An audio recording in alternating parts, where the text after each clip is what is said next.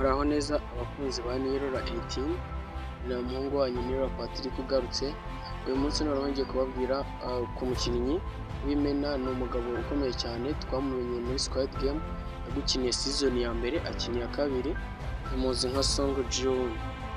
Uwo niwe ngiye kukubwiraho muri iki kiganiro, we ntujye ku ruganda ntucikwe. Icyo usabwa ni ukuntega amatwi gusa, ubundi nkakubwira imizimwe mu zingo, nkakubwira ibye byose. Uyu mugabo ubusanzwe ni umukinnyi wakinnye filime nka Squid game, niyo ya mbere twamumenyemo cyane, ariko ubundi mu by'ukuri sizo zonyine yakinnye n'izindi nka The Housemaid, New World, Assassination. Uri kwibaza ngo ubundi umuntu ni muntu ki? Uyu mukinnyi Song Jihoon, ubundi amazina ye nyakuri yitwa Lee Jung-jae.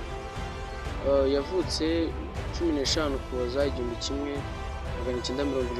Murambabarira nimba izina rye ndisomye nabi. Lee Jung-jae avukira muri Seoul muri Korea y'Epfo. Akaba umukinnyi wa filime, umuyobozi wa filime cyangwa se abo bita ba directors. Akaba n'umushoramari mu bintu by'Amario Estate n'ibindi byinshi.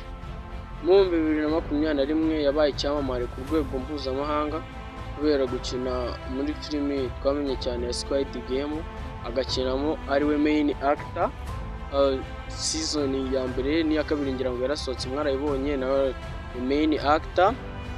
Akinamo nka Song Jihoon, umukinnyi 4-5-6, wabafashe iyo nimero inshuro ebyiri. Umukinnyi uba ufite urugo kandi akaba afite ibibazo by'amadeni menshi, akaza gutsinda irushanwa rero akaza guhinduka umukire.